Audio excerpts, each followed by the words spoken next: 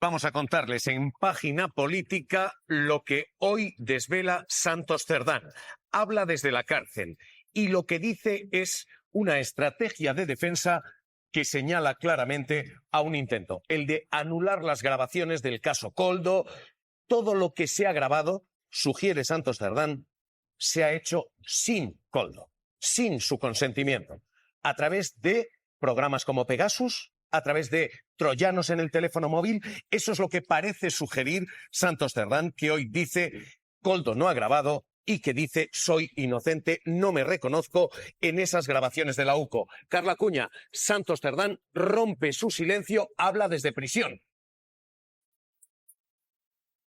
Rompe su silencio 35 días después de entrar en Soto del Real, en la prisión provisional. Defiende su inocencia. Dice que no se ha llevado mordidas de la presunta adjudicación de obra pública amañada e insiste en que todo esto es una cacería política para derrocar al gobierno de Pedro Sánchez. Sigue inamovible en su estrategia de defensa que defendió aquí en el Tribunal Supremo, dudando de la veracidad de esas grabaciones. Dice que no se reconoce en los audios de Koldo García. Les vamos a contar lo que hay y lo que implica todo esto y vamos a hablar de la ola de... Noticias del día la encontramos hoy en la portada de La Vanguardia con esta frase literal de Santos Cerdán: soy inocente y no he hecho nada de lo que dice la UCO. Son las palabras de Cerdán justo cuando se cumple un mes de su ingreso en la prisión de Soto del Real. El exsecretario de Organización del Partido Socialista concede a La Vanguardia su primera entrevista. Dice que no reconoce las conversaciones publicadas y lanza un reproche a Pedro Sánchez diciendo que con lo que le conoce él pensaba que lo tendría claro. Vamos a saludar a Ignacio Orobio. Ignacio, muy buenos días, buen día. Buenos días, buen día. Ignacio es el periodista de La Vanguardia que ha realizado precisamente esta entrevista a Santos Cerdán. ¿Cómo se la habéis realizado, Ignacio? ¿Habéis podido hablar con él? ¿Le habéis enviado un cuestionario? Hemos enviado un cuestionario a través de sus abogados que le visitaron ayer en prisión y, bueno, de un largo cuestionario contestó prácticamente todo lo que le planteamos y, bueno, lo recibimos ayer por la tarde y lo preparamos para publicarlo hoy. Al ser un cuestionario, entiendo, un papel con unas preguntas imprimidas, entiendo que no ha habido posibilidad de repregunta ni nada de eso. Exacto, exacto. No hay posibilidad de repreguntar, de manera que, bueno, eso lo advertimos en el primer párrafo de la entrevista porque es importante que el lector sepa que no se puede, bueno, contradecir o incidir en aspectos en los que el entrevistado se escapa o no contesta, de manera que, claro, es un cuestionario, bueno, más neutro, digamos. Fíjate que leyendo vuestra noticia, leyendo la portada hoy de La Vanguardia, me preguntaba precisamente por eso que apuntabas tú. Tan importantes son las preguntas que ha contestado como las que se ha dejado por responder. ¿Qué preguntas no ha querido contestar Santos Cerdán desde prisión? Bueno, no, prácticamente contesta todo. Lo que pasa es que hay un par o tres de preguntas que por cuestión de espacio y porque eran menos relevantes no las hemos publicado, pero vamos, no tenía mayor importancia. Porque, ya digo, el cuestionario era bastante largo. A mí me sorprende mucho de este cuando caso haces una entrevista de estas... Sí, adelante, Ignacio. No, digo que envías muchas preguntas pensando que el entrevistado va a elegir y realmente fue sorprendente que contestara todo prácticamente. Hombre, si algo tienes tiempo. Lo que me llama mucho la atención es precisamente que él mantiene la misma tesis del día que salieron todas las cuestiones estas, en la cual él niega, no que no haya participado, niega las grabaciones, o sea, que es algo como negar la mayor absolutamente, que es algo que a mí me llama mucho la atención porque entiendo que la UCO ha dado por hecho, y yo creo que no es un tema que esté en debate en este momento, que las grabaciones, la voz es de él, ¿no? Y el magistrado. Pertenece. Y la fiscalía. Correcto. Sí. Claro, entonces es algo que a mí me llama poderosamente la atención porque mantiene eso. Y además hay una frase muy significativa que es la de que le sorprende que Pedro Sánchez haya actuado así con lo que le conoce, ¿no? A mí me sorprende que le sorprenda que Pedro Sánchez actúe así. La verdad, me llama un poco la atención. Entiendo que lo que os llega, además de la entrevista publicada, es que él no se ha movido ni un ápice de lo que dijo el primer día cuando salió todo, ¿no? Con ese famoso comunicado la noche antes de que saliera el informe de la UCO. Ignacio. Sí, no, yo creo que también esa estrategia va a ir en el sentido de enmarcar los audios en cuestiones que no es reparto de dinero, que no es... y se están cuestionando, se ha pedido el peritaje de los audios. Realmente en los audios hay trozos que son,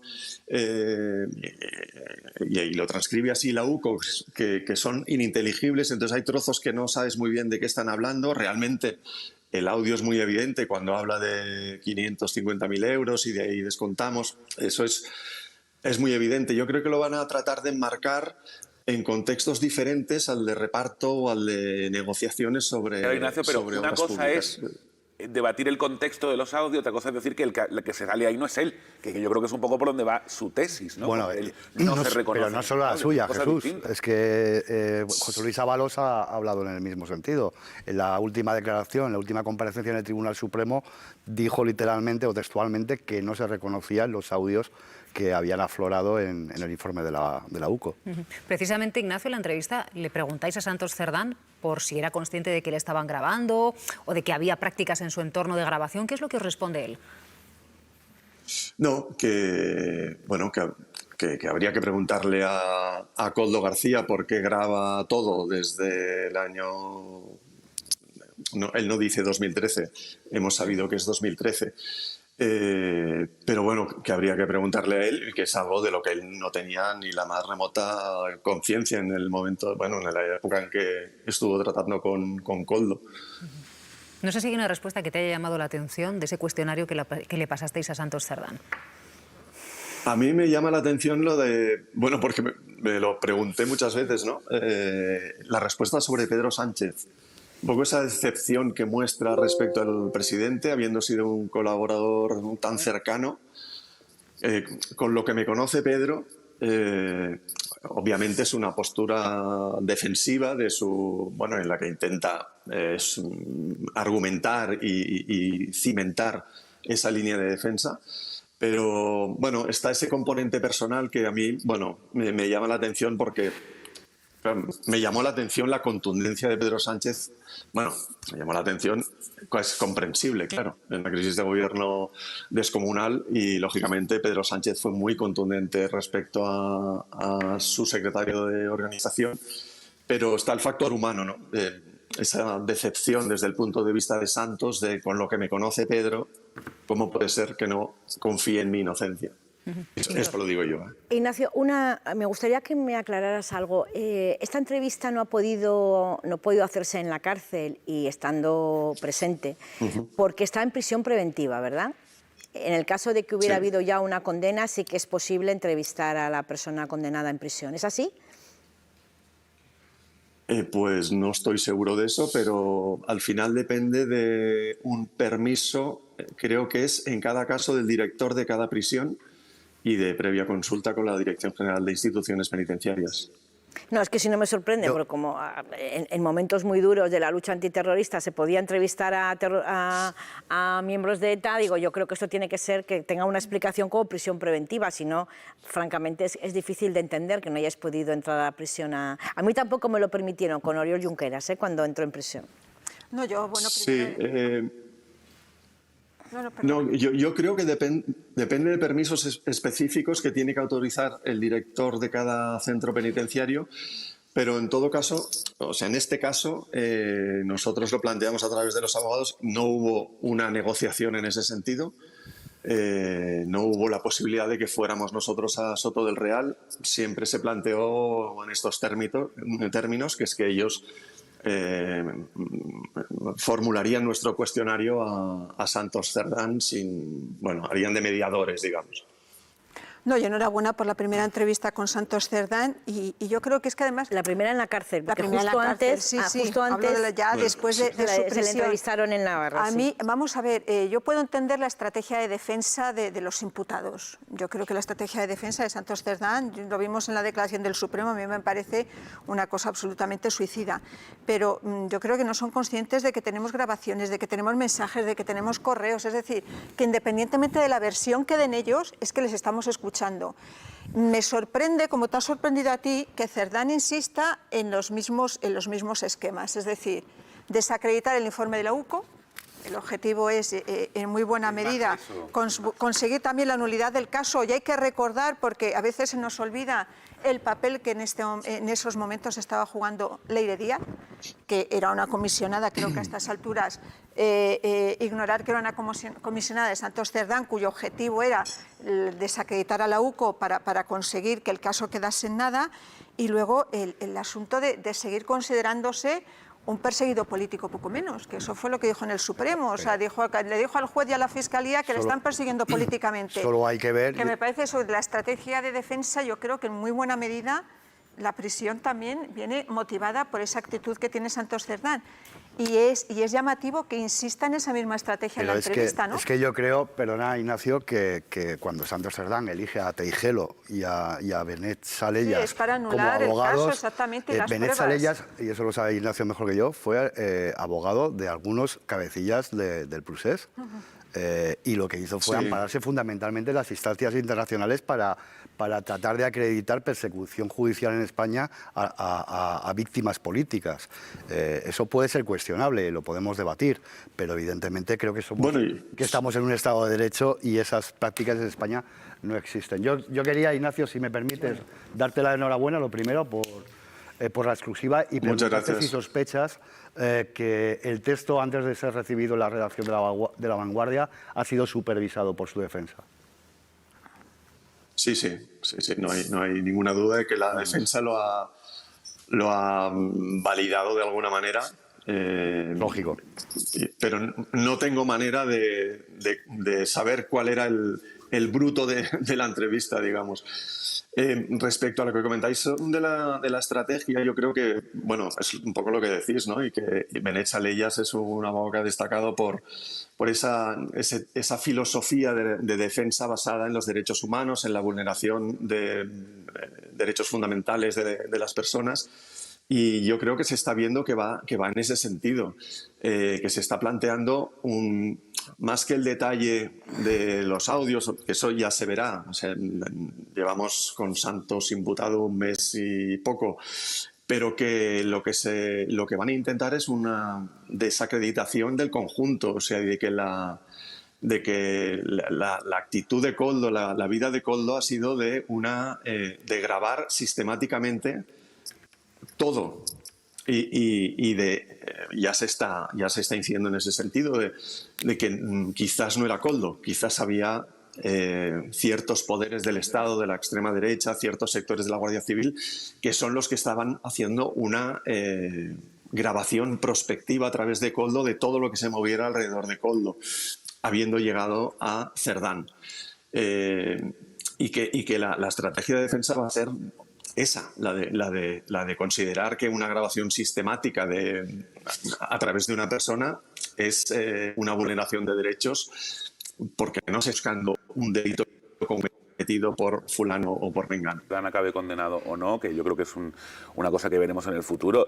A mí sí me gustaría saber qué motivaba a Koldo a grabar desde el año 2013 cuando estaba en un puesto o rodeado de gente que no tenía ningún tipo de relevancia política en ese momento. A mí ya es una cuestión casi como curiosidad periodística, ¿no? Es decir, hombre, ¿qué le llevaba a Koldo a grabar en 2013? Santos Cerdán era de los pocos dirigentes que se integraron en el equipo de Pedro Sánchez en las primarias del 14 y del 17 que tenía cargo. Es decir, era el secretario de organización del Partido Socialista Navarro. Eso no responde a la pregunta que yo me acabo de hacer. Sí, has dicho que era irrelevante. No era irrelevante, era la estructura del PSOE. Era irrelevante, era una persona muy poco relevante como para que tú te dediques a grabarle. No era el secretario de organización de Ferraz, pero era un dirigente, un cargo directivo de la estructura orgánica no llama del la atención, PSOE. Sinceramente, no llama la atención, no da cierta curiosidad, más allá de la culpabilidad o no culpabilidad de Santos. Hay que partir de de cuál es, en 2013 cuál es el pozo. A ver, a medida que vamos conociendo a los personajes, vamos entendiendo muy bien muchas cosas. Es decir, Koldo, hemos visto que es un personaje que ya trabajaba incluso como confidente de la Guardia Civil, y esas personas se cuidan muy mucho de tener grabadas cuestiones que interesan, primero, para demostrar determinadas cosas cuando él colaboraba con la Guardia Civil, y por eso fue condecorado en gobiernos del Partido Popular, por ejemplo, y todo eso lo cuidaba y lo hacía. Pero tú aquí estás abriendo una cuestión que me parece interesante, entonces, que yo no lo sé, pero que uno es normal que se haga preguntas, porque yo, cualquiera que estemos en esta mesa, no salimos a grabar. Pero si hay poderes... Si hay poderes, estoy contando lo que hacía, claro. Salvo en aquella época, yo no lo vincularía a lo de si era confidente o no, salvo que en aquella época... Hombre, los confidentes graban muchas cosas, de verdad, ¿eh? Ya empezara con una actividad, digamos, no voy a decir delictiva, pero alegal, ya empezara con una actividad cuestionable o paralegal, es decir... Si tú formas parte, a mí lo de las organizaciones criminales me parece un exceso verbal. No, organización criminal, yo me imagino gente pegando tiros, yo de verdad que eliminaría esto de organización criminal. Pero si tú ya empiezas con una actividad ilegal, pues a lo mejor dices, voy a ir grabando porque esa es la mejor manera de cubrirme las espaldas. Es el único explicación que le puedo dar yo, porque si no tienes ningún tipo de actividad cuestionable, no tendría sentido grabar tus conversaciones. Llevaba espiando a mucha gente mucho tiempo. Ahora te doy paso, Isaac. Lo que sucede es que igual hay gente, Ignacio, que se está incorporando justo ahora a la hora de la 1. Bueno, me gustaría subrayar que Ignacio es el periodista que firma hoy en La Vanguardia la entrevista que ha publicado con Santos Cerdán cuando se cumple un mes de su ingreso en la prisión de Soto del Real. Es esta entrevista que pueden leer en la portada de La Vanguardia, una entrevista a través de un cuestionario que se lo ha hecho llegar, en el que prácticamente nos decía Ignacio que ha respondido a todas las preguntas. Importante de lo que dice Santos Cerdán relativo a la investigación, que no ha hecho nada de lo que dice la UCO y que niega la trama navarra, Ignacio. Además con una contundencia absoluta. Sí, bueno, él da un argumento que quienes nos hemos mirado un poco la causa y la imputación de Cerdán ya lo habíamos visto, que es que en la época en que se producen ciertas adjudicaciones de obra pública, el Partido Socialista de Navarra no gobernaba, de manera que su secretario de organización en aquel momento poco poder de decisión o de influencia podía tener sobre adjudicaciones públicas. Él también dice que ese es un trabajo que hacen los funcionarios. En fin, eso sí, lo hacen los funcionarios y lo firman, pero en las adjudicaciones de Navarra, en al menos en la más grande de ellas, ha habido en la mesa de adjudicación había 3 votos particulares cuestionando la manera de adjudicarla. En fin, que todo este caso está rodeado de incógnitas y no sé, yo no puedo pronunciarme más allá de lo que vamos conociendo. Cristina Monge, ¿cómo lo ves tú? Bueno, pues efectivamente, yo creo, en primer lugar, permitidme que me sume a las felicitaciones a Ignacio por esa entrevista, creo que es importante.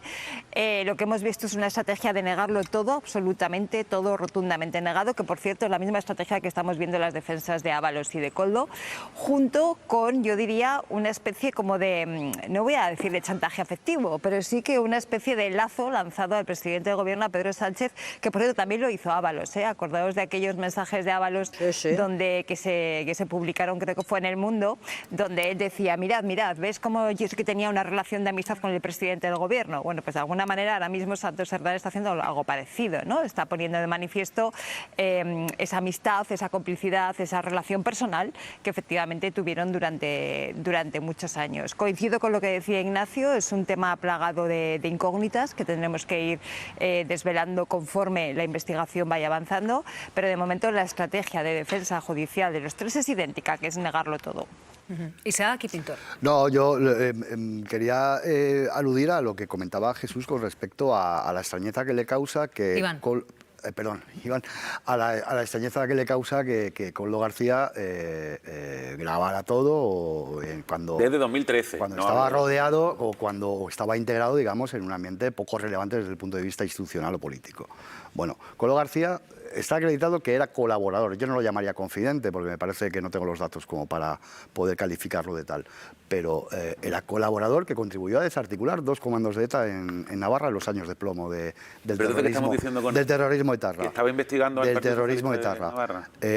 Koldo García, cuando es detenido, en los días previos es capaz, por su experiencia parapolicial, vamos a decir, es capaz de identificar a los agentes de la UCO que le están siguiendo. Eso lo ha contado en una entrevista que me concedió a mí hace más de un año.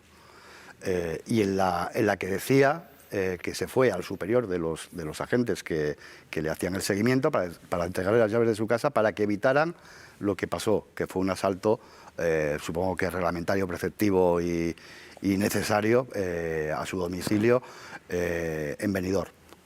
Entonces, decir que Koldo García, ¿para qué podía grabar a alguien que no era absolutamente nadie desde el punto de vista político e institucional como Santos Cerdán en 2013?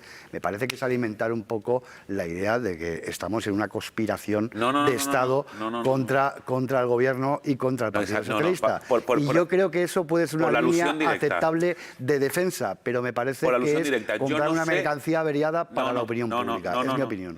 Que no quiero que quede claro que yo no lo estoy diciendo en ese sentido. Yo lo que estoy diciendo es que a mí me sorprende que una persona en 2013 grabara, no grabara una cosa puntual, grabara pues porque viene de un ambiente muy predeterminado. Pero, vale, muy bien, viene de un ambiente predeterminado. Pero ¿qué hacía grabando a personas que no eran relevantes a nivel nacional dentro de un partido político? Es una pregunta. Entonces, ¿qué estamos diciendo? Que estaban, si él era confidente o como lo queramos llamar de la Guardia Civil, que alguien le había encargado hacer esas grabaciones, lo hacía como tú propio. No sé, esa es la pregunta que yo me hago. Me hago preguntas, no conozco las respuestas. Decir que yo compro... yo no he dicho. No, pero es que yo creo que tenemos que hacernos esas preguntas. He dicho que esa versión sobre que todo es una persecución política yo no he dicho eso. A un gobierno determinado y a unos dirigentes determinados, que a mí me parece saber, que es cuestionar la propia salud democrática de este país. Yo lo que digo es que me gustaría saber, como periodista y ya como ciudadano, por qué esta persona, ahora tan relevante y que podría llegar a entender que en el año 2022 estuviera grabando, estaba grabando en 2013 a unas personas que no eran relevantes. ¿Cuál era la razón? ¿Cuál era el motivo? Iván, mira...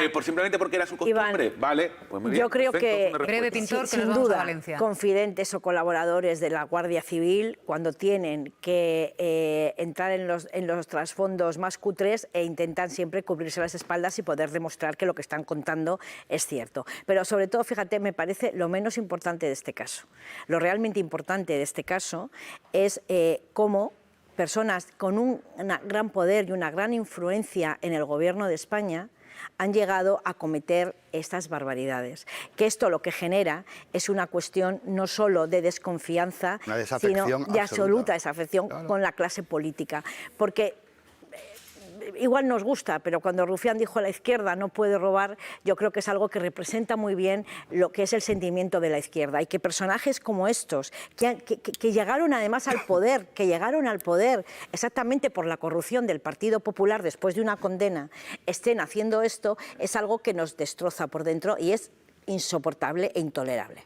Para pensar, y todo lo que hemos visto en este asunto de Ábalos, de Cerdán, hablaba mucho de impunidad, de la impunidad del poder, de la sensación de, bueno, puedo hacer lo que me dé la gana porque realmente no va a tener ningún efecto porque estoy cerca del poder, y de repente te encuentras en la cárcel y pasa un día y pasa el segundo y pasa el tercero y no sabes exactamente lo que va a durar eso, y efectivamente, claro, pues el elemento psicológico es esencial y es una de las elementos, es decir, ya no debería serlo, con la ley en la mano no lo es, la prisión preventiva no está escrita para romperle el espinazo a nadie, pero se lo rompe y es así. Y entonces efectivamente a partir de ahí hay estrategias de defensa que dicen, oiga, yo estoy solo, o sea, a mí no me está defendiendo el PSOE, no me va a defender nadie más, yo de aquí saldré solo.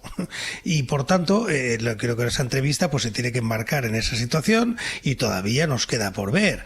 Es verdad que todavía Santos Cerdán, no sé si es la imagen del conserje o del Rasputín, porque hay muchas, o sea, también es un pequeño Rasputín, un secretario de organización, ¿no? alguien que está en el poder y que ha decidido listas electorales, que ha decidido favores, ha cobrado favores. Es decir, bueno, pues ha estado, claro, ha tenido un poder inmenso en el Partido Socialista, ¿no?